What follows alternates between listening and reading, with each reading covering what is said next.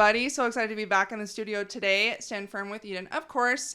Very excited. I am bringing you guys a guest speaker today who is actually one of my professors. His name is Dr. Bill. Super excited to have him on today. I'm going to have him introduce himself. We're going to go into some topics that I think you guys are really going to enjoy, and I think a lot of people really have a lot of questions on, so we're here to answer them for you. Dr. Bills? Yeah, my name is Kyle Bills. I am a neuroscientist and a professor, the Dean of Research at the Nordic College of Osteopathic Medicine, and very excited to be here with you.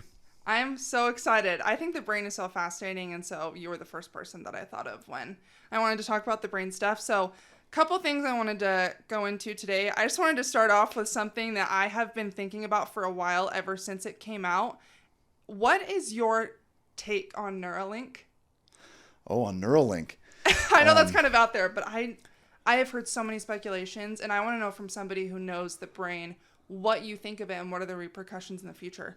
Well, boy, this is a fascinating topic because the rate at which our ability, the computational power with artificial intelligence is just exponentially growing. And in the next 3 to 5 years, it is conceivable that we will only need about a quarter of the information in order to repopulate 75% of reality. That's kind of the rate at which we're moving with computational power. And so that has just unbelievable implications, dangerous implications, but exciting implications. That's wild. And so we're hitting the point when you watch some of these announcements coming from companies like NVIDIA, from Neuralink, from Apple, where the computing power is such that if we can gather in just like a third of information about an environment, the computers are becoming capable of interpolating and extrapolating and filling in the rest of reality for somebody. And so as we start to contemplate this idea that we can be creating these machine-human interfaces, I mean, just thinking about that fact alone, you think, oh my goodness, what type of power will this have on the way that we perceive everything that's going on around us, the interactions we have. And so, boy, it has some implications that are a little bit scary. Well, if you have a chip in your brain and that gets implanted, can somebody else theoretically have the power to control what you're thinking or what you're perceiving, if that's going to change your reality 75% of the time? Well, that's another massive topic, because anytime from an artificial intelligence or a machine learning standpoint, we go through and we create large data sets, and then you train these models. And there's huge amounts of discussion. In fact, even just from some of the announcements from the federal government over the last while, there are huge pushes for deciding the morality of how we're going to train these models from an equity standpoint. And boy, the implications of that are that we're going to have individuals that will get to decide how these models will think. And so as they become more integrated into the society around us, it is always worth considering who trained this model. Yeah. What were the motivations behind this model? How did they do it? And I think these are topics people already notice as they interact with large language models like ChatGPT. And as those, now we have Llama 2 that Mark Zuckerberg open sourced to the world that was trained about. So Llama 2 is a large language model akin to ChatGPT, but it was trained to about 80% of its capacity, and then placed out in the world so that anybody can download the model. It is open source, it is commercializable, and then you can take that model and train it the rest of the way to customize it to whatever it is that you're doing. Is this just so that you have like a friend to talk to? Like, what's the point of it? Well, for example, let's say a corporation wanted to have a ChatGPT-like interface for their organization, but that wasn't connected to the internet. You can firewall off this large language model, train it on your internal environment, and then this becomes kind of your personal steward to help you accomplish tasks within some firewalled environment. That's crazy. And so those models are out there. They're ready to go. Okay. But how you refine the process of that last bit of training greatly dictates what it's going to come back with and how it's going to guide the strategic movement within any group of individuals. Because I'm sure anybody that's used ChatGPT, you realize really quickly that most people just kind of, even though they know it's not perfect, they work as if it were perfect. Yes, 100%. You just move along as if it gave you some correct answer because it's facilitating your workflow so effectively. That's crazy. And I know that they just had a conversation, Elon, and I don't know who else he met with, but they kind of met because they felt that the AI was moving too fast, and they were like, hey, we need to kind of slow down and see what's happening. Do you agree that it's moving too fast? If you had the opportunity to get Neuralink in your head, would you do it? No, I would not be interested in placing Neuralink in my head, no. Okay. Coming from a neuroscientist, that's good to know. Yeah, that's not something that I personally would be particularly excited about. Especially given some of the motivations of some of the large players, I think, in this field. There are some of these infamous conversations that we read about where the heads of some of these larger companies, they begin to have fallouts because some consider the advent of artificial intelligence to be on par with the value of a human life. Yes. And, that's a sketchy place to be when we look at it from that perspective, and you think, well, these corporations that are rapidly advancing this stuff, I'm not convinced that their motivations necessarily are lining up with the ones that I would have. Yeah, because are they in there for, obviously you're not going to create a business if there's no financial incentive to do so. However, how is this going to benefit humanity? That's, I think, the big question. And will it benefit it in a way that it's going to make you kind of numb to every experience? I don't know. So I'm glad to have that insight because I feel like this is also new to everybody. And with somebody who's educated, I think is going to have a lot more insight into the deeper questions than somebody like me. And half the things that you just mentioned, I didn't totally think about. So I'm glad to get your insight on that. So thank you. Oh, yeah. So kind of moving along with some of the technology a little bit. I know that because this is kind of a hypothetical question. I know there's research out now where you can put this thing on your head, I don't know what it is, and you actually can get a mouse to move. So is there potential, do you think, in the future for us to communicate like ESP kind of, or telepathically communicate with one another? Oh, certainly. That's actually far more realistic currently than you might imagine. Really? Oh, yeah. So let's say, for example, we can read brain activity currently as individuals are engaging in different activities, like you said, moving a mouse or moving an arm, and so we've mapped pretty well the brain regions that are responsible for everything down to the kind of directionality of a movement. And so as those signals come in, these artificial intelligence and deep learning models are capable now of building out the meaning behind electrical signals that we might read, for example, with an EEG, and then reproducing what those look like and just simply translating them into the next interface that would go down into, for example, a prosthetic arm. Yeah. That we might try to move. So though that technology is currently in existence. So we could communicate, have a conversation without speaking. Well, what's interesting is, we're the next phase will be, for example, let's say we could read your brain activity as you had thoughts. Mm-hmm. We could currently translate that into words that I could read without you speaking. Really? But if the idea then is, well, can we transmit that over and then instantly put that into my brain? Yeah. Perhaps we're on the advent of those types of things. But these are not unrealistic 50 years down the road types of problems. That's so cool to me. I just love that. I mean, it is, I guess, kind of dangerous territory because then your mind's the only thing that you can control and is private to you. So what happens when you unlock the ability to get into everybody's head? I guess that's also a fear. I don't know if that's conspiracy or whatever, but... Well, one of the challenges, right, is always, we can read impulses, but it's so complex in the human mind that context, I think, will be the larger problem. Okay. Because contextualizing what someone's experiencing before a thought process occurs, that's got a little ways to go. Okay. And I like that you mentioned that because talking about experiences, I wanted to touch on that as well, moving into more of the emotional side of things.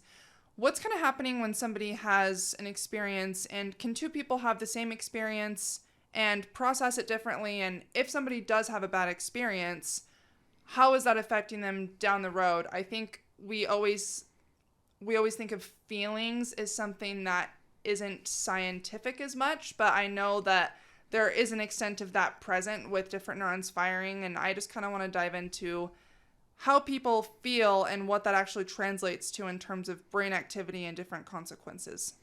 Yeah. Okay. So super complex question. Yeah. Sorry. I know that was kind of a lot. Getting into those. But so I guess caveat an explanation with this will be a pretty superficial explanation of maybe how some of these work. But okay. So maybe let's start with something called the mesolimbic circuitry. Okay.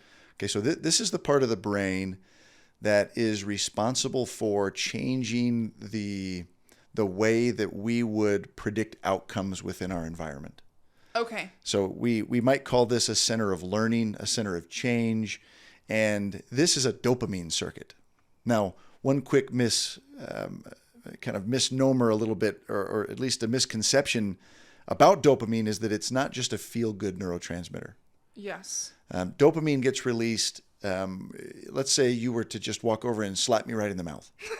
Not that you would do this. Yeah. But I would get a dopamine release because dopamine is released in this circuit when something novel or salient occurs, which means what does that mean? Something that is unpredicted or unexpected, so novel, or something that's salient, something that's potent.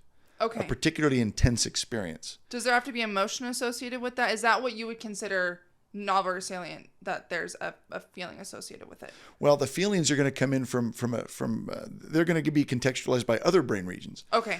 But the dopamine is amongst other things, it's a prediction circuit. Okay. And so anytime we walk into some environment, we make predictions about what we think are going to occur. And if we've made a prediction error and something unanticipated occurs, then the brain has this mechanism to say, hey, wait a minute, you, based upon your previous experiences, you did not anticipate correctly. And so dopamine gets released. And that is this cue for us to then take in all of the stimuli that are going on around us so that we can try to lock in some new predictive pattern. So that the next time we encounter a situation, we make a better prediction. It's really, when in neuroscience, we talk about bias, for example, that has a bit of a different context than the way it's used generally in the world. I mean, that has a negative connotation when we say the word bias, generally speaking, kind of socially. But from a strict brain standpoint, bias is the way that our brain works. It's the reason it didn't take you 3 hours to decide what to eat this morning. Yeah. Simply because we've had experiences, we've locked in routines. Okay. And so we would call those biases. And every time that circuit will fire, it helps us to make another judgment about what's likely to happen in any given situation. Mm-hmm. And so in the moments that we have these novel salient experiences, everything that's around us is going to get locked in. So weird example. Let's go back to you slapping me for just a minute here. Yeah. We'll kind of dig on this for a minute. Okay, so in this weird scenario where we're sitting here pleasantly, we know each other, and I make predictions that you're a perfectly pleasant, wonderful person because I've had experiences that would for me say that, oh, this is true. I see. And so if you were to stand up and come over and just wallop me good, yeah, then what would happen is my brain says, whoa, wait a minute, time out. Like you made a serious judgment error on this situation. And so all of the different things that are happening right now, the fact that there's a camera pointed at us, yes, a microphone that's kind of close to my face, we've got lights, we've got all of this context of all the things that have happened to me previously in this day. All of those things are sensory inputs that are coming into my brain in regions around this circuit. Okay, I understand what you're saying. Okay, so all of those contexts are going to be locked into the slap. Mm-hmm. And so maybe 2 years from now, I'm sitting in a room that maybe has some lights that are just kind of pointed towards me, or maybe I'm speaking into a microphone and my heart rate increases and I start to feel uncomfortable. And somebody notices and they say, hey, are you all right? And I go, what's wrong? And I say, I don't know. I just want to get out of here. I don't feel comfortable. And I flee, right? I engage in some escape behavior. And maybe I don't even realize what it is exactly that has elicited this response. But now, in a circuit that's close to this mesolimbic circuit, right? I've got my hippocampus, which is where I'm storing memory. Yes. And I've got my amygdala, which is where I'm going to assign and store some emotional context to these experiences that I've had. And so now 2 years from now in this hypothetical environment, I've made a prediction that says you should feel anxious and flee. Wow. And it doesn't make it so. Yeah. It doesn't mean there's actually danger. It simply means that I have now been conditioned into a bias that has predicted that it's best to escape and that I should feel uncomfortable and anxious. That's crazy. Is there a timeline that we see that fade, that response fade, or is it just kind of always going to be there because you had that experience? Yeah, those things can be reinforced. They can be de-reinforced. Okay. But it would seem from the literature that it takes about 10, now this won't be exact, but about 10 positive predictions that come true to one negative bad experience that comes that we've miscalculated. And so you can wash out some positive reinforcement really quite quickly. 10-to-1 ratio, it seems. And I had actually heard that same ratio when it comes to convincing somebody to change their mind about something. I had heard that it takes 10 times the amount of information to convince someone that their point is wrong. After they've already, previously decided this is what I believe. So that's so interesting. So I want to bring up a hypothetical with this exact type of scenario because I'm curious and I think a lot of people can relate to this. Let's say there is a couple and they go through a breakup. Mm-hmm. Let's say the reason that they break up is because the girl gets cheated on. Moving forward, we hear this all the time. Girls say, I have trust issues, right? And so she engages in new dates. She maybe gets a new boyfriend, whatever. But on all of these dates, she consistently mentions, well, I have trust issues. I can't help that because of what happened to me. One, is that an example of what you're saying? And two, how do you deal with that? Because I think I hear conversations in each year all the time about one side who says, okay, well, it's not all of these new guys' problem to deal with this girl's issues. She just needs to get over it. And then you have another group of people who say, okay, well, these new men need to cater to her because she's been through a traumatic experience and that's not her fault. That's just now a part of who she is and there's nothing that she can really do about that. So yeah, so I guess what is your take on if that's the same type of scenario and how would you go about resolving something like that? Because I think that is super, super common. Yeah. Well, I mean, perhaps maybe we'll look at it just from a neurocircuitry standpoint for just a second, because, some of the questions of whose issue is it to deal with, well, I suppose it depends. Yes. But I mean, so these circuits, when we say, I mean, maybe we'll call that a mild tangential form of post-traumatic stress, right? Okay. Where some experience is taken, and that's not diagnostically correct necessarily, but maybe just contextually that will help with maybe this description is, okay, so that's an experience that's happened. It was particularly potent. Someone gets cheated on. And so this is an unexpected and very potent experience. Yes. And so this is going to encode all kinds of things within the brain, because one will then say, okay, that outcome, no good. Don't want that to occur again. And so the predictions are going to now be that this individual will see that dangerous behavior in places all over, because it's better then to hedge up against it than to let something get through that's going to hurt you again. So right? that's a normal, is that a normal, reasonable response? Of course it is. Okay. It's the brain is designed to do this, but that doesn't mean that it's healthy and normal. Because so there's another player in this, in this circuit, right? There is a place called the dorsolateral prefrontal cortex. Okay.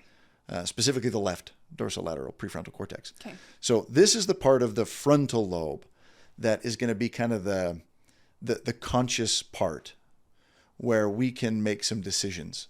But it integrates very cleanly within this circuit, and it has an inhibitory ability to where if some experience is coming upon us, it can slow it down, gate it, have an inhibitory effect on the speed of the circuit as it's coming. And that's conscious.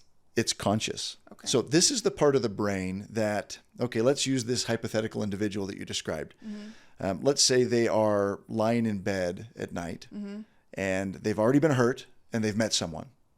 Okay, so they lay in bed and they have a conversation, and maybe they go on a 5th date. And on that 5th date, they look over and see this new person they're dating, and they think for just a moment they caught them looking Yes. at someone who's serving the table. Okay, so now the date's over and they go home. And they're laying there in bed and they can't sleep because they're just thinking about this and replaying this thing in their mind over and over and over again. Yeah. Hopefully this isn't hitting too close to home for anybody listening, right? Okay, so that left dorsolateral prefrontal cortex, that's the part of the brain that can create fake and future selves and past selves. Whoa. So in other words, one can lay there at night, and I think everybody's had the experience of kind of this when you're half awake and you get really irrational, and your mind goes into all kinds of places that when you wake up in the morning you go, what? Like that? Yeah. Why did I ever? Why think was about I that? even thinking about that last? Right? Okay, so that's this iteration of future straw selves. That's that part of the brain. Okay. And it's a pretty unique, amazing thing that's been built into our minds.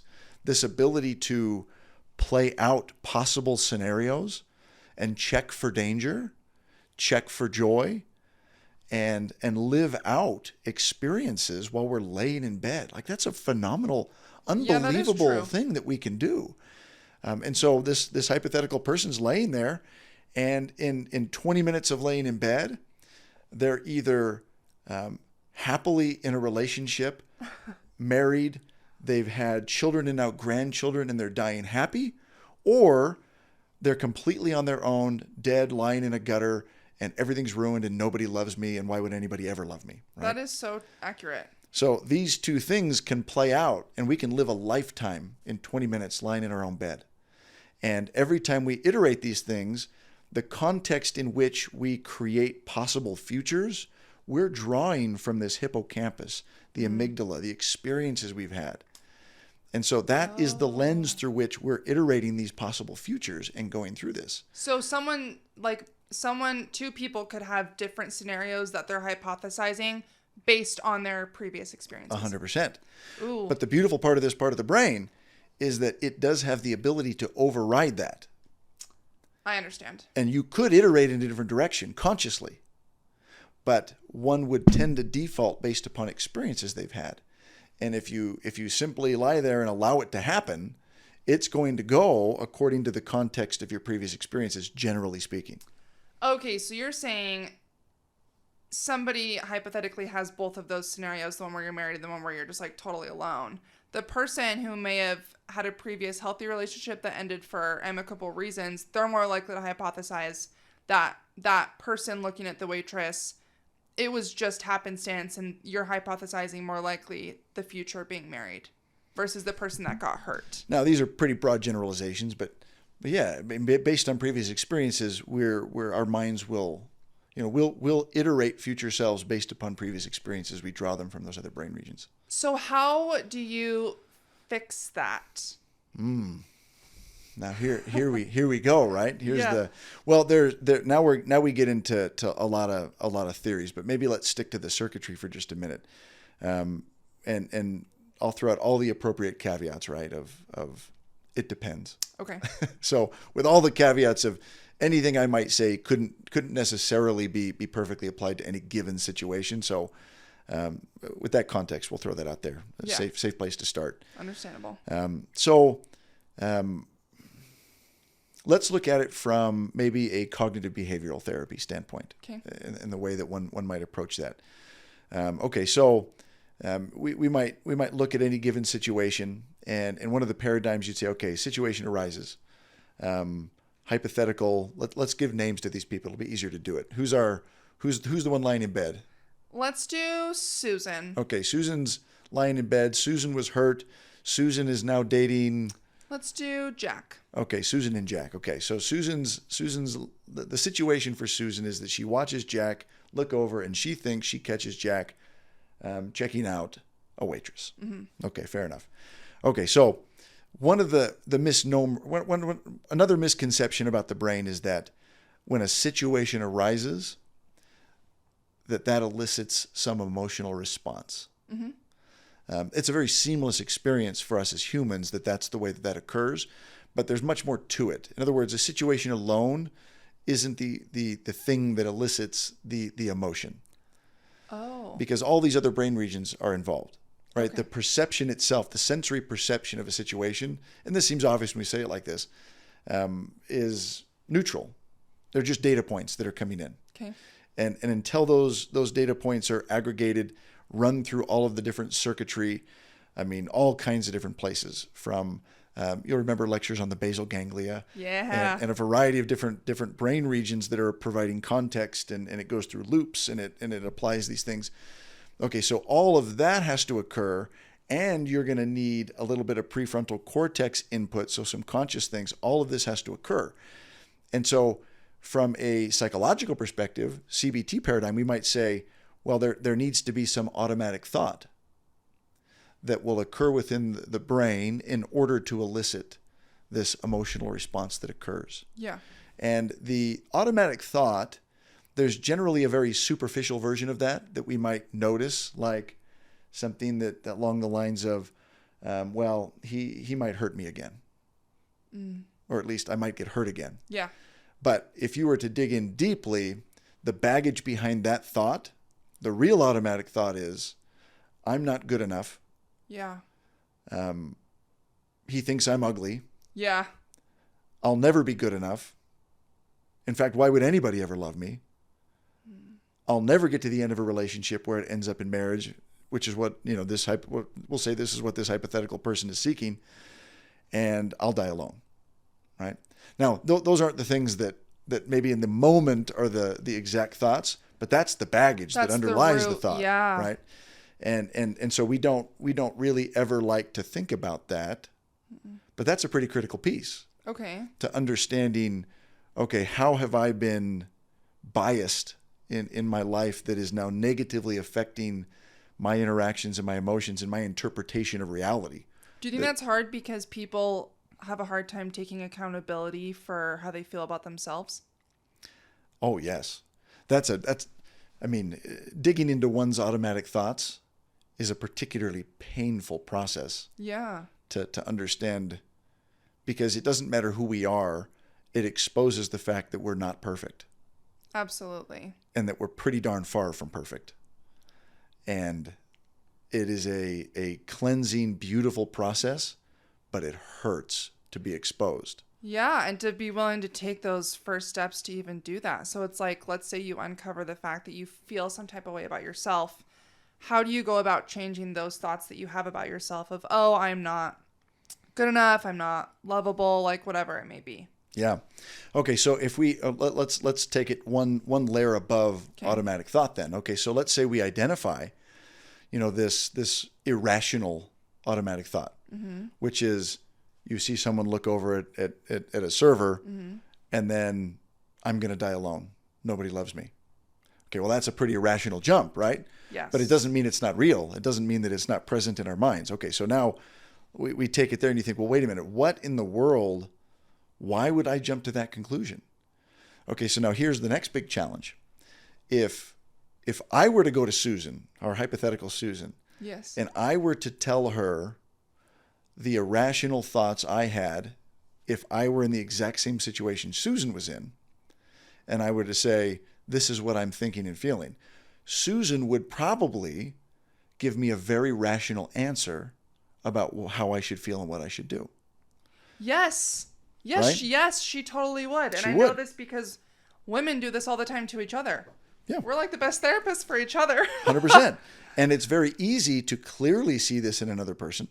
And it's very difficult to apply the same grace that we would apply to another person to ourselves. Why do you think that is? Because I have never been able to figure that out. Okay, so let's take it now from that automatic thought. Let's go up a tier and we'll say automatic thoughts are going to come through the context of some core belief.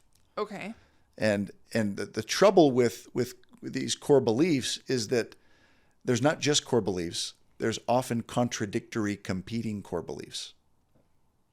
So maybe let's look at this from a religious standpoint for just a moment, a spiritual standpoint for just a second.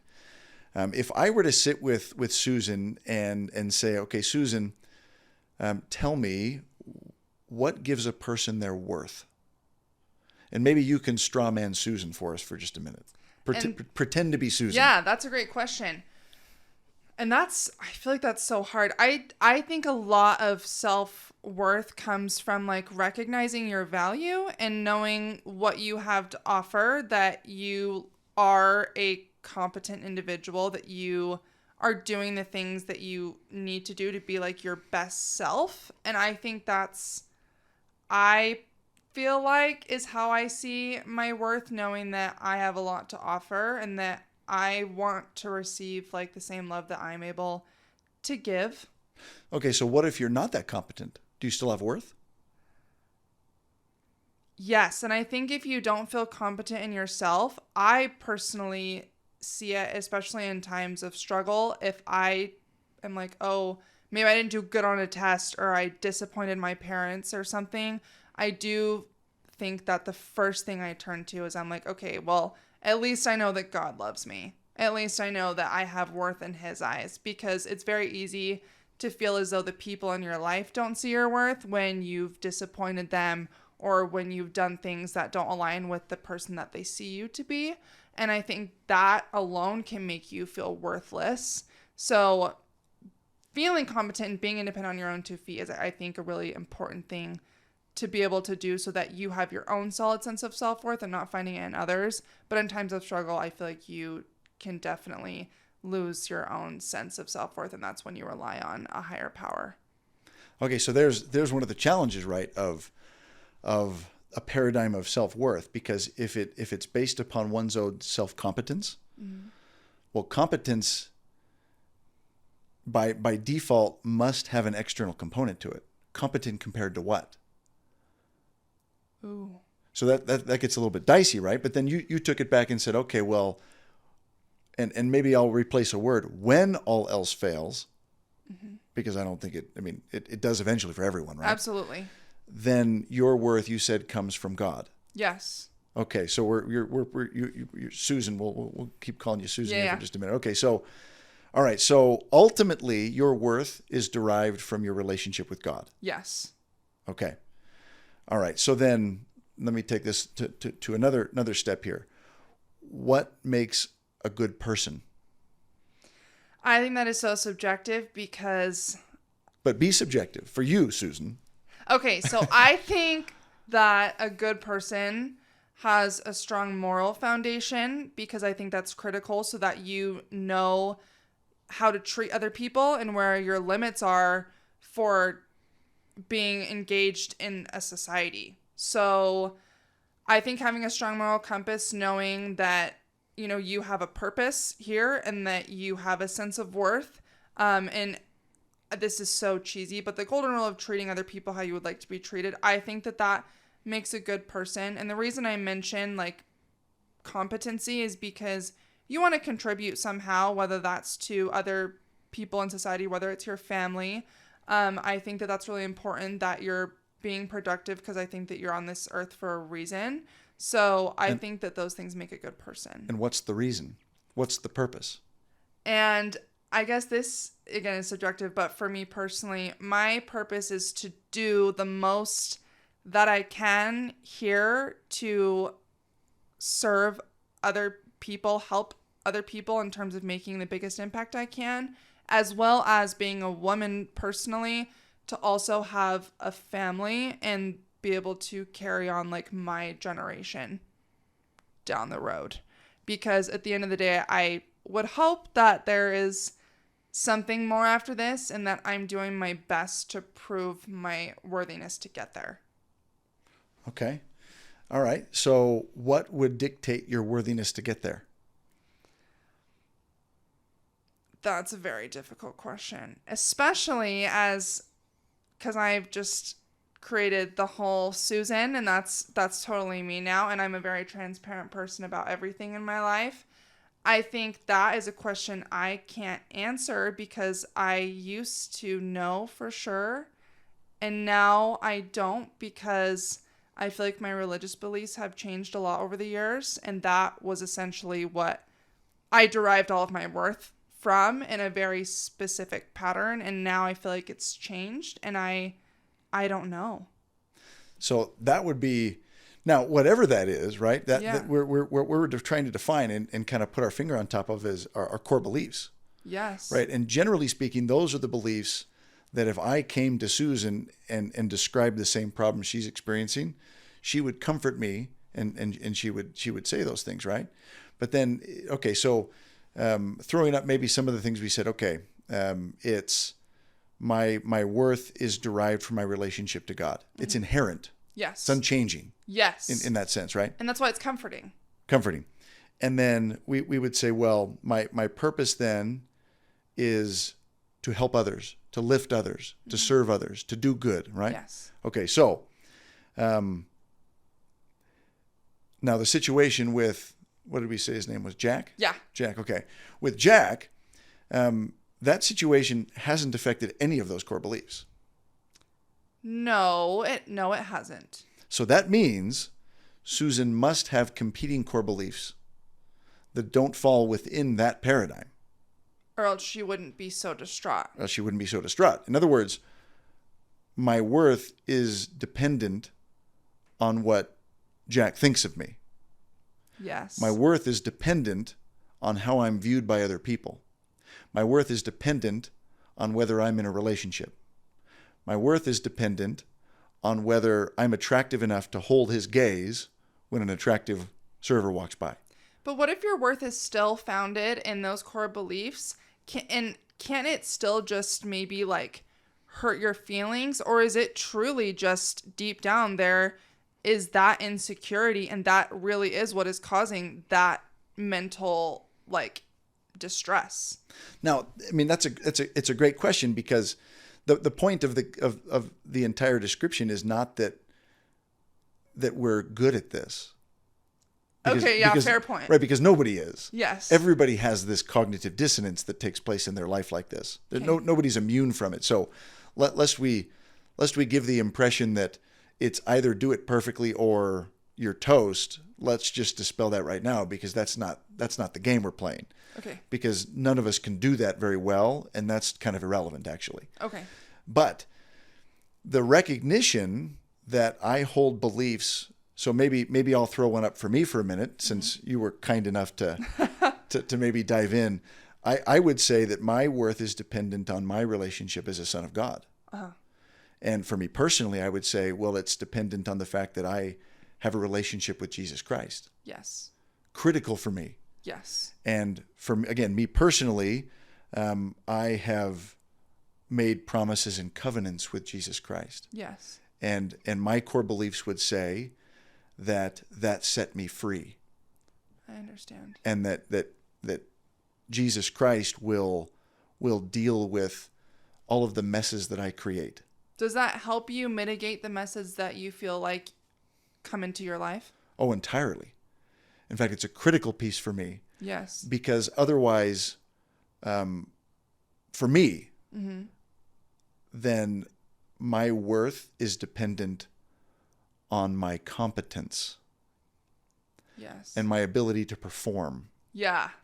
And how I'm perceived by all the people around me. Yeah. And a variety of factors that are so far out of my control that I would be prone to generalized anxiety and depression all the time.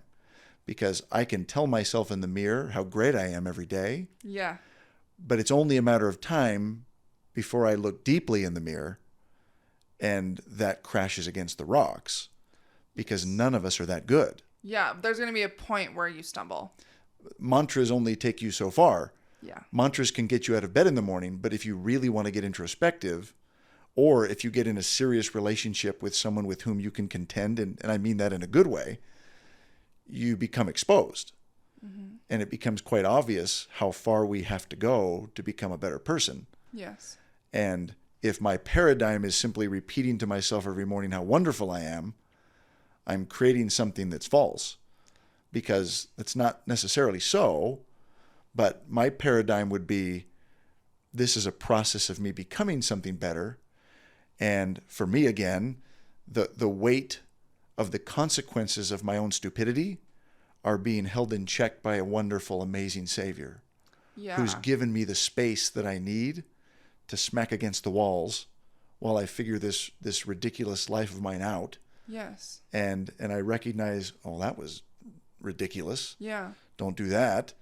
But all of the consequence, and again, we can't take any of these given things so far, right? Because there are consequences that, depending on our actions, will stay with us, and we'll have to contend with them. But the hope and the peace that in the end all will be made right is a critical paradigm for me. Absolutely. To be able to look in the mirror, recognize how wildly imperfect I am, but then at the same time, because of the binding nature of a relationship with God, I can say, oh, I can be imperfect and I can be clean.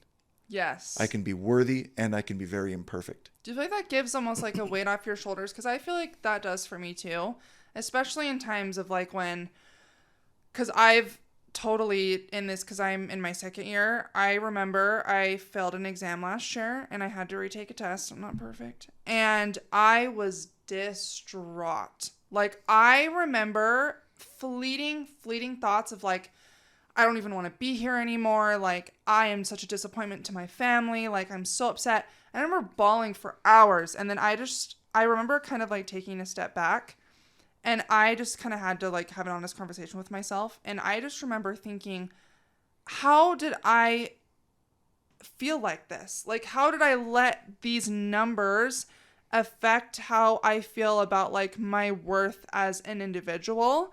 And I really had to kind of be like, wow, I kind of let myself go there, because my worth is not defined by like numbers. God loves me no matter what. And even let alone that, I know my parents still love me.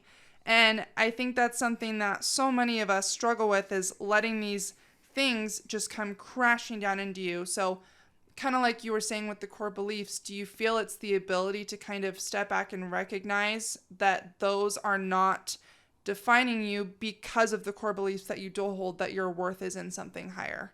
Oh, 100%. And see, this is the one of the most painful and beautiful experiences, right? Is there's a term that some people love, some people hate, called repentance. Yes. And maybe a different way to look at that is the process of rooting out competing core beliefs. Mm-hmm. And so we're faced with these situations like, hopefully it wasn't neuro. Test. No, it was not. Okay, good. It was one of the classes that everyone thinks should be easy, and we have it for the entire year. So now I think you know what class it is. Fair enough. But okay, so we're faced with these situations, right, where what ends up happening is these competing core beliefs that are often so incongruent with our core beliefs, like they're in direct opposition to our core beliefs. Yes. And then this situation arises that elicits this breakdown, and it exposes to ourselves and everyone around us that we have cognitive dissonance, that I have these core beliefs that I've espoused and I would tell someone else to give them comfort. And then in my own mind, I have a list of completely contradictory beliefs through which automatic thoughts are coming into my mind and I'm applying to myself. And the tension that's created between these competing core beliefs and these tightly, beautifully held core beliefs, that dissonance is one of the most common sources of anxiety that we feel, disquiet that we feel. Wow. And they break down faith. Yes. And when we say things that we bring a word like repentance into this, that's not a dirty word. And it's not just about some horrific thing from a religious context, like I shoplifted, or I shot someone, right? Or I embezzled, or right. It's the process. If you go back to the root of these words, and their root structure implies a change of mind, a change in the way we see the world, a change in the very essence of the way we breathe. Mm-hmm. And so we're working with God to change and root out these false competing core beliefs that don't align with those things that we hold so dear. Yes. And with that, we can truly embrace faith and we can embrace hope and peace. But it is a painful process sometimes. Oh, absolutely. And many of us, we would prefer simply to live in dissonance. And then eventually what happens is, because it's difficult to root out core beliefs, you'll find a large subset that will say, well, I'll just give up my core beliefs because then I'm not bound to anything. Yes. And people will find temporary peace that way.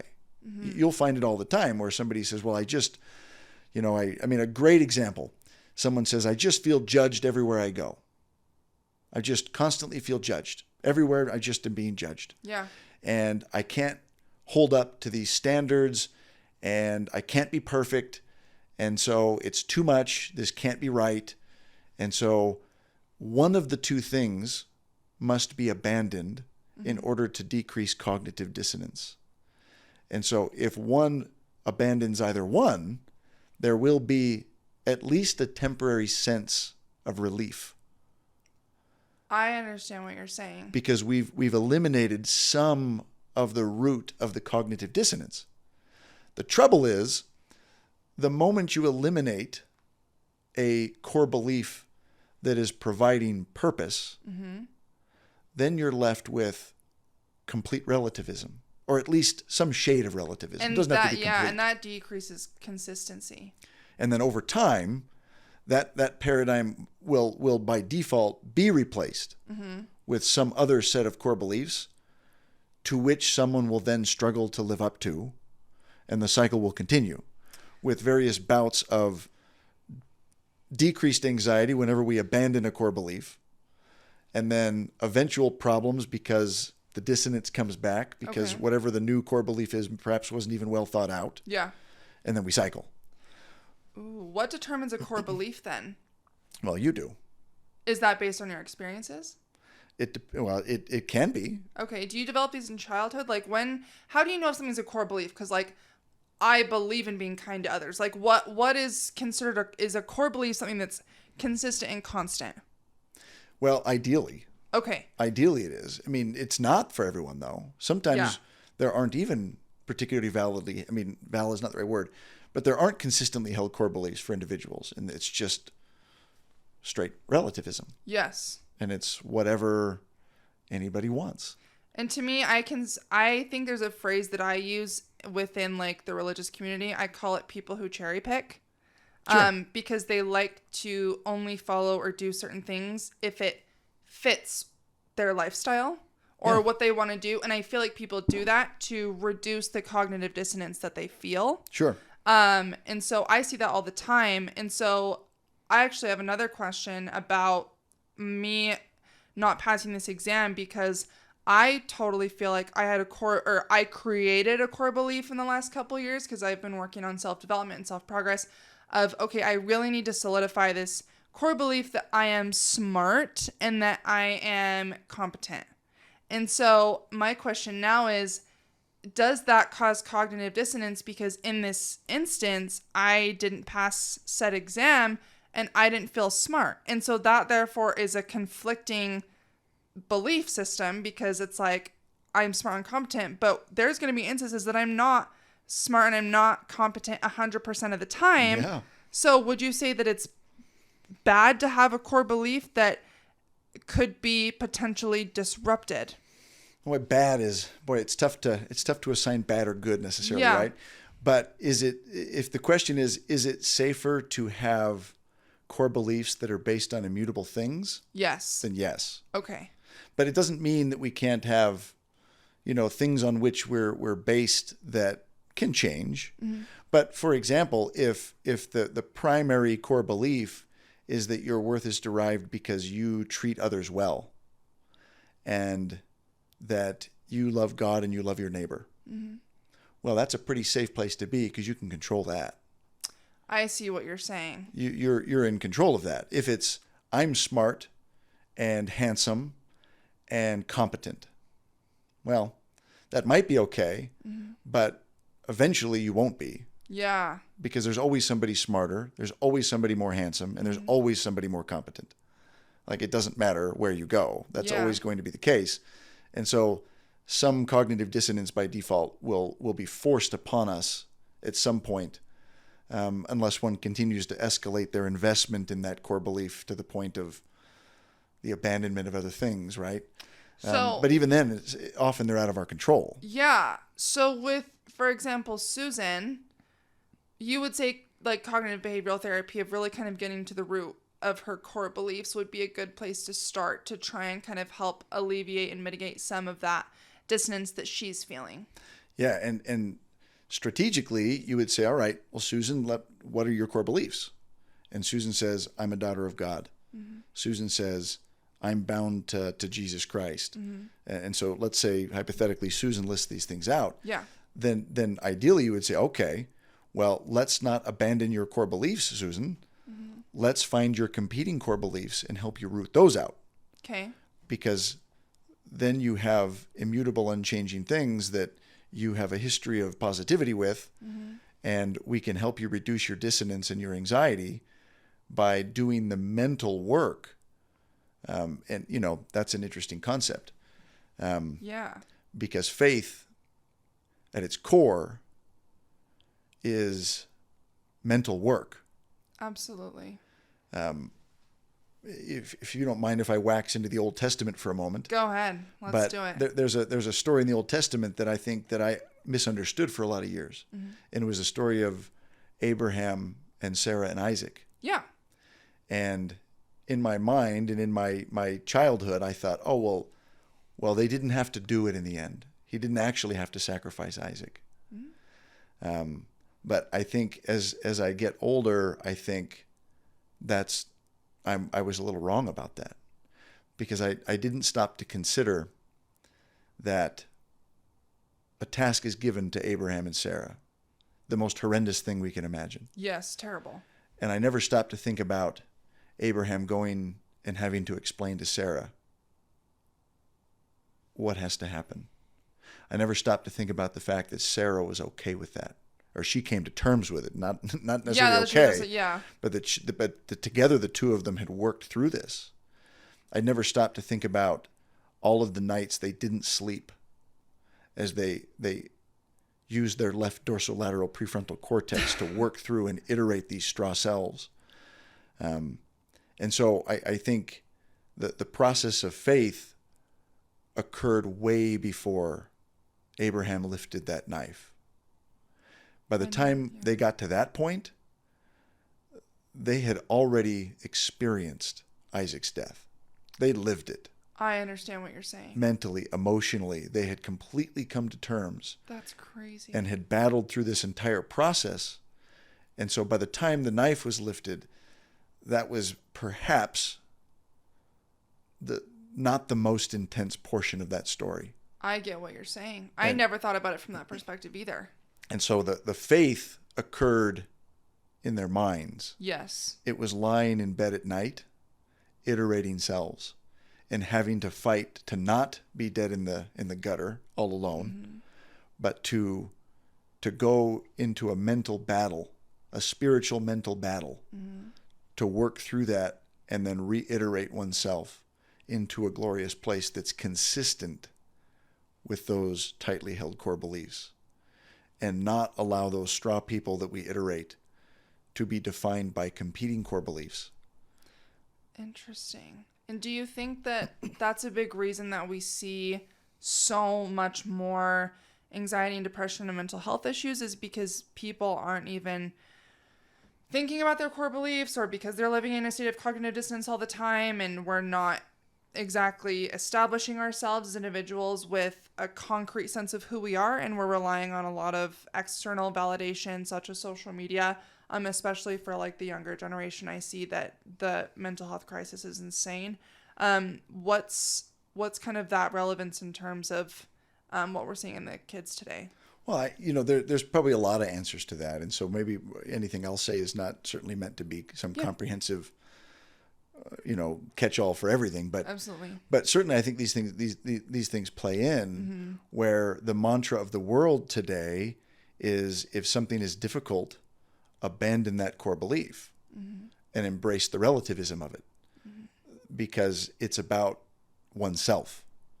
It's about one's own feelings. It's about the way that we feel internally, that's the main driver of the thing. And historically, that's never been the way that these things have been taught from a religious perspective, certainly. Mm-hmm. I mean, just looking at that story of Abraham and Sarah and Isaac, right? That's not what they would have done if they had the choice. It's the process of self-denial. Mm-hmm. It's the process of saying, well, this is the ideal. Now, I'm not there, and that's okay. That's baked into the story, right? Yeah. The problems are inherent, hence the Savior. Yeah. And so, but when we intermix these multiple philosophies, this is when the resilience drops. I see. Because it's on this more constant foundation that I can build, and it's a process of eliminating these externalities that would disquiet me when things come. Absolutely. And that's just a core of becoming something. I mean, everybody's experienced this process, right? The mental battle's always the thing. Yeah. How many times do we lay on the couch knowing something needs to happen? And the hardest thing is just simply standing up. That's actually so true. Because it's here, right? It's in the mind. And then when you finally get to whatever thing you were going to do, you go, I'm glad I came. Yeah, it's not that bad. Like, usually it's fine. Anyway, Yeah, right? yeah, It depends, usually. right? But often, right, it's once you start moving, you're moving. Yes. Hence, faith becomes a principle of action. I like that. But the mental battle, and I think this is how, for me, a phrase that I wondered about for a long time came into focus. I've heard this phrase, the joy of daily repentance. Mm-hmm. And you think, well, that doesn't make any sense. Mm-hmm. Like, what a thing. I've experienced painful repentance. Yeah. Right. As we come to terms and as we seek those things, but then I thought, oh my, if repentance is a refinement process where I root out my competing core beliefs and I bring myself into proper alignment, oh, that brings joy. Yes. Anxiety drops. And you know, we should caveat again, we're not talking about severe mental illness. Absolutely. That has organic causes. We'll separate those things because they need to be separated. But for most of us, when we're dealing with the day-to-day, you know, those little things that would just kind of hinder us and cripple us a little bit and kind of hold us back. And there is joy in the process of the daily refinement of the way that we think and bringing it into alignment properly with those things that we hold dear. Mm-hmm. And it's painful to have our incorrect beliefs exposed before us when we see the types of irrational thoughts they produce. Yeah. But it is a joyful experience to work through those, to root them out and bring them into alignment so that we're a consistent individual. Do you think that requires a certain level of self-awareness? And prayer. Absolutely. Because I think without any of those things, you're not going to even recognize like where the problem is stemming from. And you mentioned repentance. On the kind of flip side of that, what about forgiveness? Because we talk about, and I think this is so prevalent in relationships, we say you can forgive, but you won't ever forget.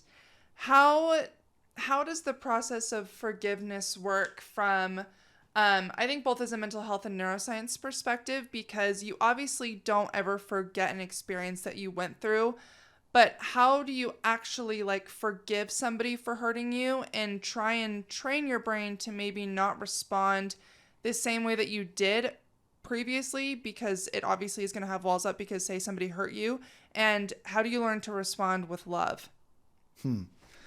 Okay, so there's a lot of ways to approach a question like that. Okay. In which way would you like me to approach that? Oh, I don't know. From a neuroscience perspective, from a religious perspective? It's hard because I feel like people can benefit from both. I think it's really great to apply to both ends of the spectrum, because I think it really is an irrefutable argument if you approach it from both sides, because I think you have a very strong scientific community, but then you also have a very strong religious community. And I think if you can Try to bridge them somehow? Yeah, Okay. I think that's a great way to be able to have these conversations. I would ask for grace of those listening as I do this imperfectly. Yeah. In an attempt that's certainly going to fall short, I'm sure. Okay, so forgiveness. I mean, we talked a little bit about the idea of forgetting because of the way that it encodes, right? Yeah. When we have these difficult experiences, and so perhaps forgetting isn't necessarily the goal, because we don't necessarily want to not have learned Yeah. from experiences that come our way, but at the same time, we don't want them to define us. We don't want every situation we encounter from that point forward to be always viewed through the lens and paradigm of this painful experience that maybe we've had, right? No, that'd be terrible. But it happens, right? Even subconsciously, those things can occur. Okay, so I mean that going back to that same circuit of dopamine is an example. Let's say from some of the different therapies that might be employed to help somebody work through and deal with those are really designed to help someone understand, why was the experience so upsetting? Now there's gradations of this. We could be talking about something that's horrendous where the answer to that is just abundantly obvious. Yeah. Right. Somebody hurt me deeply in some way. Well, that might not be a necessary question. It's like, well, that's obvious. Why that's so damaging. But sometimes it's less, and sometimes you have to think, okay, well, what is it about that? Why was I so affected because someone embarrassed me publicly? There's the easy answer. Well, somebody embarrassed me publicly, but then one has to come back and say, okay, but why did that affect me so greatly compared maybe to someone else that maybe experienced the same thing and it didn't affect them? And so it's essential to understand, again, why it is that we perceive the things that we encounter the way that we do. Yeah. Understand, is that consistent with the things that I would believe that I should respond this way? And what other beliefs must I hold again that would make me feel this way given this particular situation? Now, that's not necessarily talking about some horrendous traumatic experience someone's inflicted upon us. Sure. Right? That's a little bit of a different paradigm, right? And so, in those more extreme cases, we have some of the circuits like that dopamine circuit where we can attempt to engage in novel, salient experiences to elicit dopamine release. And then we can attempt to work to replace some of those thoughts over time. Okay. But usually a process of therapy is designed to approach these things and say, okay, understand what it is that what's happened, why it's affected you so greatly. What are your core beliefs about what this is? Because if some senseless, horrendous thing has occurred, do you have a core paradigm that would say that in the end it's going to be okay? Yeah.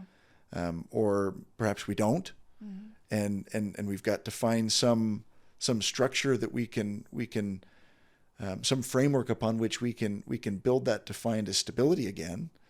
And then at that point, we've got to just slowly go through and work through the now predictions we might make that see the danger lurking around every corner. Yeah. And that dopamine circuit is one that's utilized in therapy often. There are techniques like EMDR, for example, that place someone in a novel and salient environment, and presumably trying to elicit a dopamine release so we can prime a circuit to change and learn, and then contextualize it in some new positive way.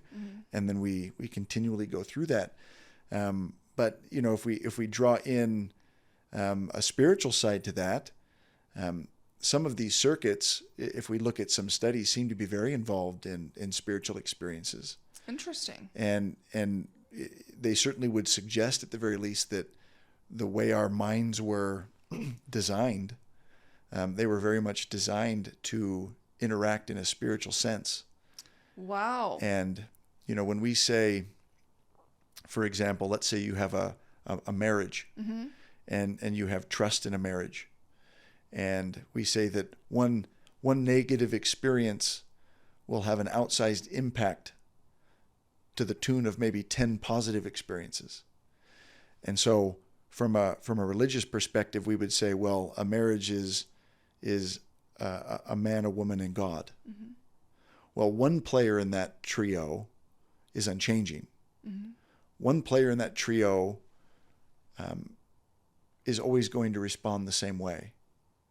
And so those circuits that need consistency, that can be disrupted with one bad prediction, are very much designed to function in relationships that include at least a player that's unchangeable.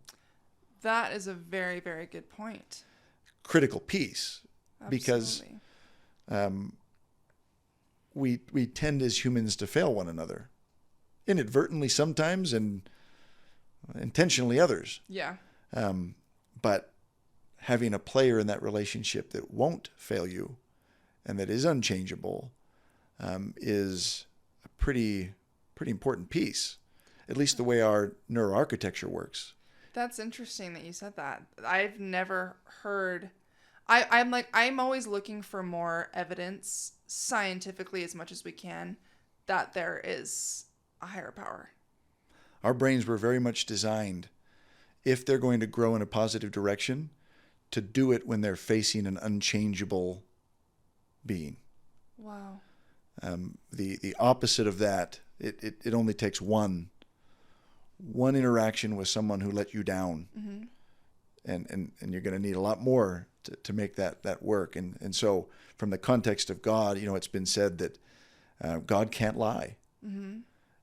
If God did lie, cease to be God. Yes. In part because the process of God is the process of refinement of humans. Mm-hmm. It's the process of changing what we are into something more like God. Mm-hmm. And in order for that, at least from our brain's perspective, in order for that to occur, we have to be able to have faith and trust in something that is not going to let us down. Mm-hmm. Something on which we can fix, that will continuously reward the faith that we place as we go forward. And now I've described that in a perfect vacuum, right? Because we can look at our own situations, and it can be tainted by all the imperfect people that are around us. Mm-hmm. But let's not conflate that with God for just a moment. Okay. Because it's easy to do that because we experience other humans all the time. And it's easy to misunderstand because we hold so many competing core beliefs that might elicit a misinterpretation of interactions with God. I've done that. I totally get what you're saying, 100%. I'm like, why would God do this to me? Yeah. Because of somebody else hurting me, right? Yeah, and the other one that's a pretty critical piece is, it's difficult to, we've talked about a lot of things in the idyllic state, right? In some, if we were perfect, then X, Y, and Z. We've talked about a lot of those. But those shouldn't be demotivating things. Mm-hmm. Because it's like trying to cross the Atlantic Ocean on a ship. You look at the North Star, and that North Star becomes kind of this perfect guiding light. You're not going to reach it right now.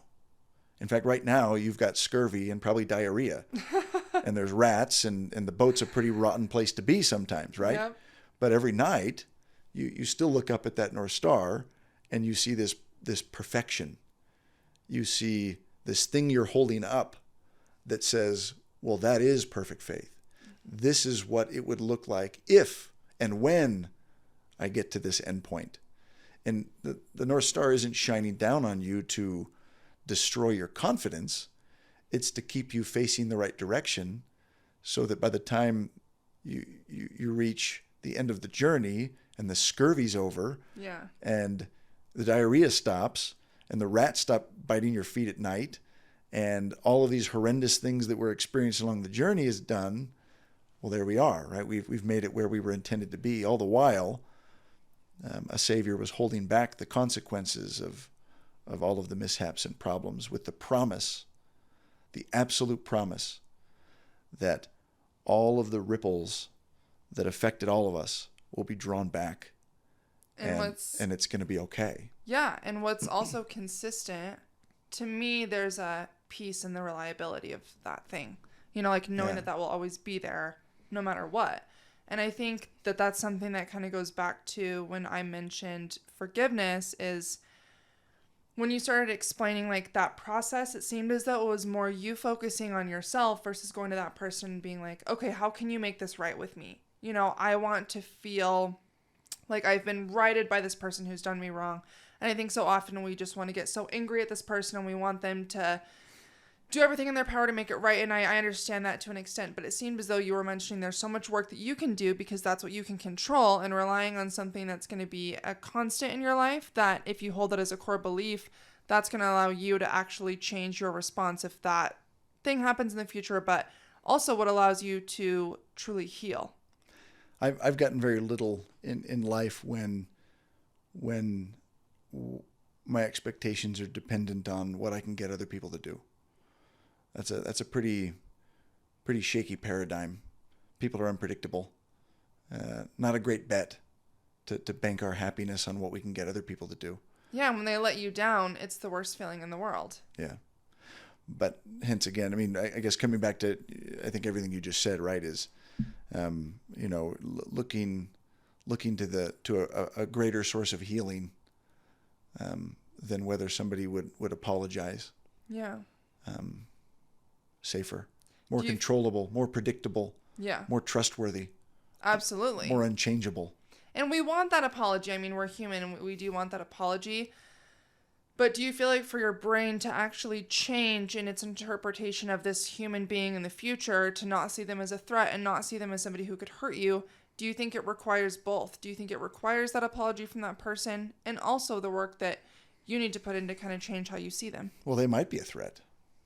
It's not a given that they're not a threat. Oh yeah, how do you know if somebody should stay in your life? You know, that's hard. Well, that's a whole different thing. So, it's not a given. I mean, we don't need to stay around people that are placing us in danger. That's certainly not a requirement. In fact, it would, generally speaking, be unwise. What if there's someone who puts you in danger, but you also feel like they care about you, or they say they have your best interest at heart? Because I see this all the time in like friendships and relationships of people kind of going through ups and downs like roller coasters, because they see one thing and then they get another and vice versa. And sometimes it's good and sometimes it's bad. And it's like, to what point do you decide that, okay, this person is not meant to be in my life because they're causing me all these problems? But again, it's like, are they causing you the problem, or is it really your just inconsistency with the people that you're surrounding yourself with and your core beliefs? You know, that's a hard place to be in. I'm always apprehensive to talk about things like this in generalizations, right? Because I know. Yeah, it is hard. I mean, the answer to a question like that might be get out of there immediately. Mm-hmm. Or the answer could be, well, they're right. And they're telling you something that will help you grow if you listen. Yeah. Just because somebody says something that's difficult to hear doesn't make it wrong. And at the same time, you might need to get out of there right now. Yeah. Because that's an unsafe place. And so it's very difficult in generalizations to, never would want to speak of it in terms that would encourage somebody to stay in an unsafe place. Absolutely.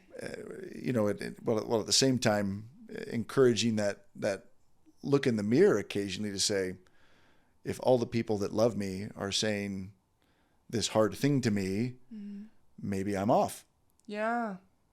That's so hard to do. I think that's one of the hardest things to do. But at the end of the day, that's where you have to be able to rely on that constant. And I think that's totally where prayer comes in.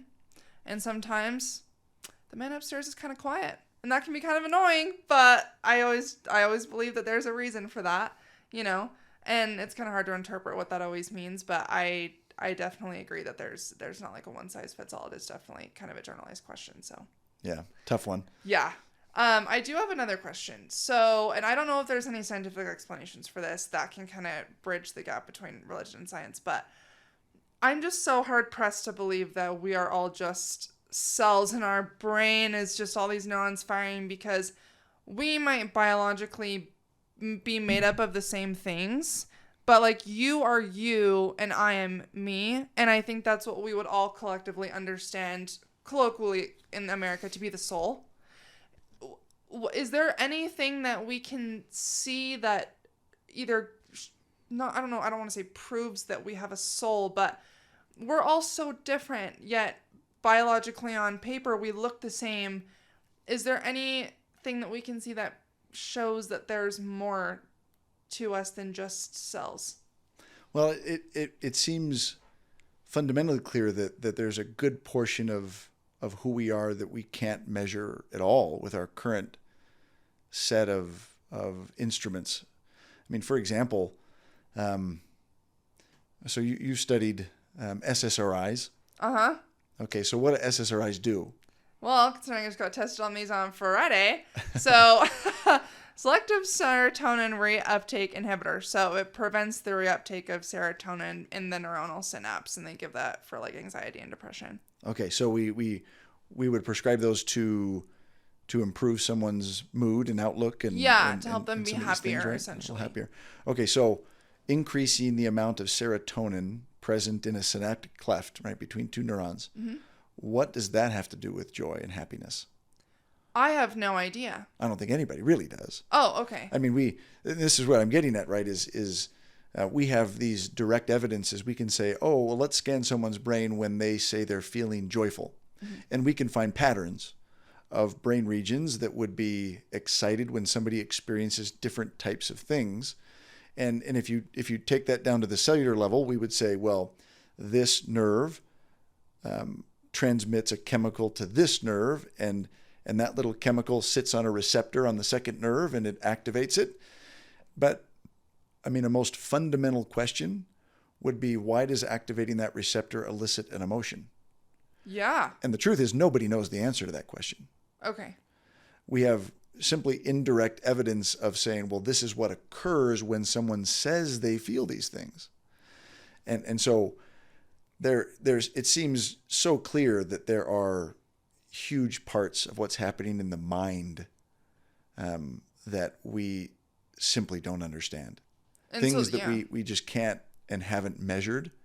We do a very good job of measuring the brain, and we really don't have phenomenal tools, in my opinion, to measure the mind and emotions and some of these most basic things. We really have tools to understand what's happening within the brain. But, and so the idea that we would have a spirit, right, a soul, those are things that seem to be of the mind. Yeah. And we don't have tools to measure those things. And does it seem abundantly clear that exists? Well, something does. Yeah. At least something way beyond what we can measure. So science, okay, so there's definitely questions about aspects of the brain that science just can't answer. Well, certainly, for all the things we know of neuroscience, which I believe the latest I've seen, it's the fastest growing field in biological science, right? More papers are published in this field. And for all of this exponential growth in knowledge, no one can explain joy. No one can explain sadness. We don't even know why an antidepressant works. We just have evidence that it does. So that's so crazy to me. So the idea that we would suggest that the science of the brain would somehow disprove this or that. I mean, we're so far off from understanding some of those basic things that would be a particularly hubristic stance to take. Okay, I understand what you're saying. That would seem so much akin to hundreds of years ago being very confident the earth was flat. Uh-huh. Because that's what the science seemed to demonstrate, right? Mm-hmm. Well, there's things to be measured that we haven't even invented tools to conceive of yet. And so, I mean, the idea of the soul seems, I mean, it certainly scientifically would be within the realm of like, yeah, something's there. Well, yeah, because I remember like back in the day I was trying to find like evidence for having a spirit, and like when people would die, it's like, would they weigh a little less? Or what about these out-of-body experiences when people are on the table and they like die and they come back? What are your thoughts on like stories like that? Do you feel like there's definite insight to be taken into consideration from those encounters? I mean, the trouble is it seems that we're just ill-equipped to be measuring those things. Okay. And it's difficult to make any type of hard argument based upon, there's a million arguments to be made, and the most potent of them are going to be the result of people living certain ways and experiencing things. But we don't have the tools to run some of the experiments that we might want, I think. Okay, cool. I was just curious because I've always heard of those like out-of-body experiences, and I was like, how real is that? Is it actually legit? Is it reliable? I don't know if that's anything that the medical community would kind of stand on to say, yeah, we have people who have had this happen, and because of that, we can stand on this and say that we believe that there is something else happening. Or can it be explained by chemicals? I don't know. And that's what's hard. Much more to the story. Yeah. So my last question is biohacking. What do you think are things that people could do now to help their brain function most optimally, or to either learn better, or just in terms of learning how to train your brain to be the best it can be? Because we talk about biohacking all the time. Like, I know supplements and peptides are a big thing right now. What is there kind of in terms of biohacking for the brain? Maybe I'll give what I think might be on the higher on the list of the most potent yields that one could have. Okay. Times were people used to spend an hour a night sitting on the patio, and they would just be still. Maybe I'll tell you a story of an individual that I'd worked with years and years ago. This particular person really struggled with all kinds of gastrointestinal issues and just a variety of different things. And as I met with them, it became abundantly clear that their mind was going a billion places a minute. Oh, wow. Just worried and anxious and just all over the place. And if you left them alone for 10 seconds where they weren't actively engaged, their mind would revert to everything in the world they worried about. And I've got this and the to-do list and all the, just very all over the place. Mm-hmm. And they were taking all kinds of medications and being treated by every specialist known to humankind. And in the end, what helped them move forward and help some of these problems go away was they started to spend several minutes every night where they had gathered some rocks out of their garden, placed them in a little box, and placed it on their nightstand. And they would just sit staring at these rocks and try to think about nothing except the rocks. And they found that they couldn't do it for more than about 2 seconds. Their mind would instantly go back to whatever it is that they were worried about. Yeah, that sounds like impossible. Very difficult, right? Well, as weeks went by and then some months went by, they were able to work up where they could sit for 5 minutes and actually think about the rocks. They started to gain a little control over their own mind. And they could start to decide what they wanted to think about.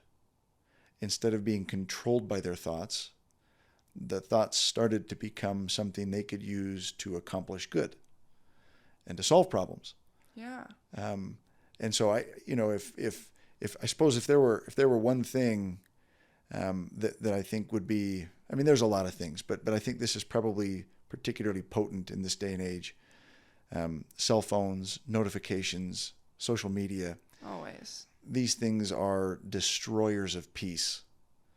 And the ability to shut things down and be still and be quiet and have those moments where we practice not letting our thoughts control us, but to practice the skill of being able to target our own mind and our own thoughts on something, I think is a particularly important skill set that, because of the smartphones, is lost. Yeah. Would you call that essentially like meditation?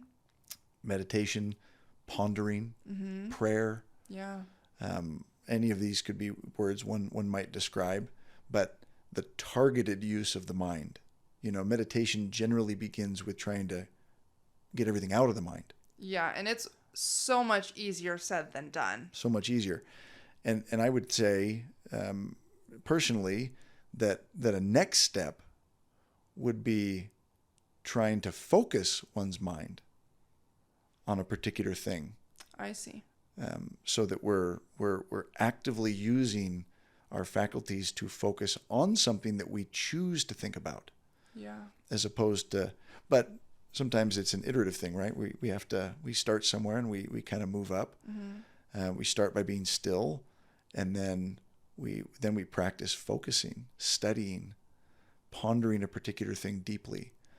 You find some of those great moments of spiritual communion and enlightenment come when there's targeted pondering that occurs.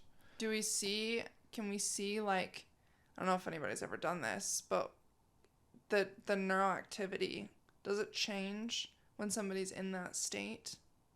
Does. There are studies that have looked at some of those things before. The brain is certainly wired to change depending on obviously how we're focused and how we're thinking. Yeah. Do you think that you are a observer of your thoughts? Do you think having that opinion or perspective helps you control them? If you're kind of like a spectator versus them controlling you?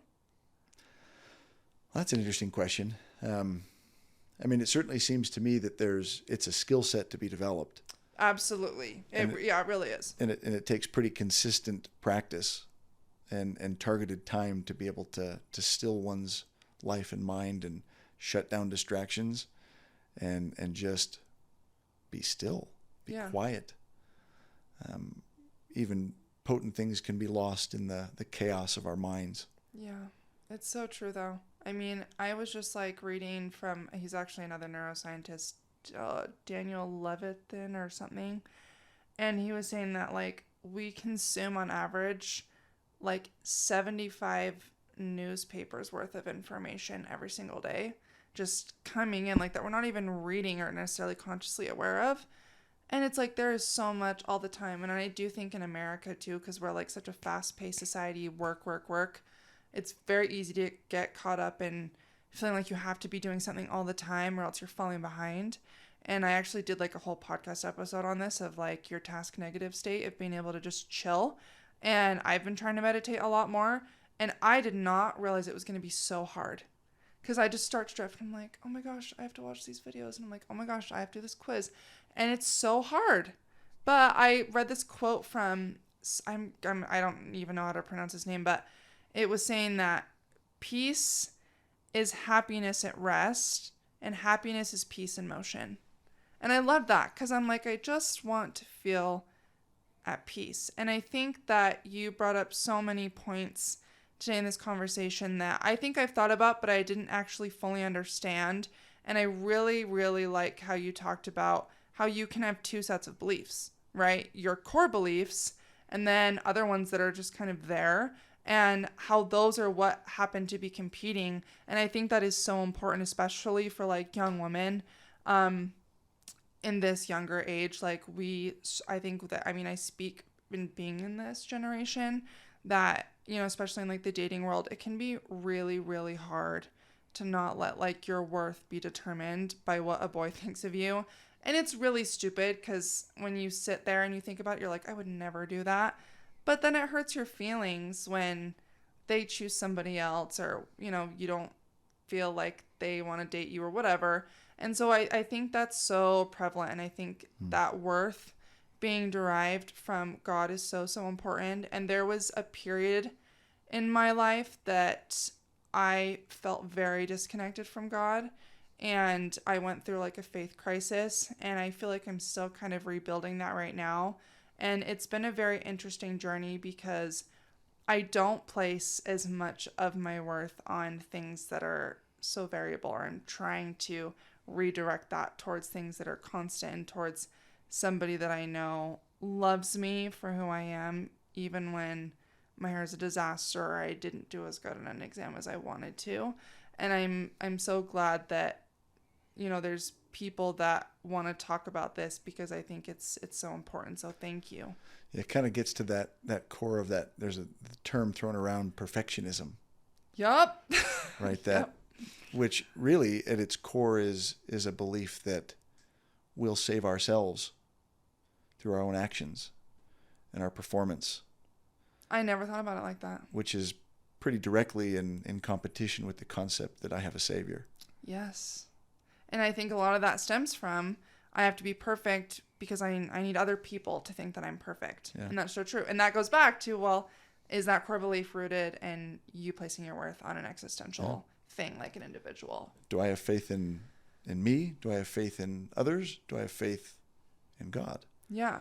You know, is it perfectionism at its core, right? Is very, very opposite of the concept that it's faith in a savior. And God's perfect, so it's like you want to try your best to be like them, but it's a different type of perfectionism, because I think the perfectionism we see is like climbing the corporate ladder and like being the best person that you can be for like showing face and whatnot. So I think there's definitely a differentiation there. So I definitely agree in that aspect for sure. Yeah. But I feel like we got so many topics in today that I wanted to talk about. I appreciate you coming on. Absolutely. My pleasure. Chatting about it. It makes me so happy that there are people willing to have these conversations. So thank you. I hope you guys liked this and were able to learn a couple different things today. Again, if you have any questions, please feel free to reach out to us on Instagram. You can go on my page or Stand Firm. Again, it's at Stand Firm with Eden, and we would love to answer any other questions that you may have. And again, this is Dr. Bills. Thank you so much for coming on today. I appreciate it. My pleasure.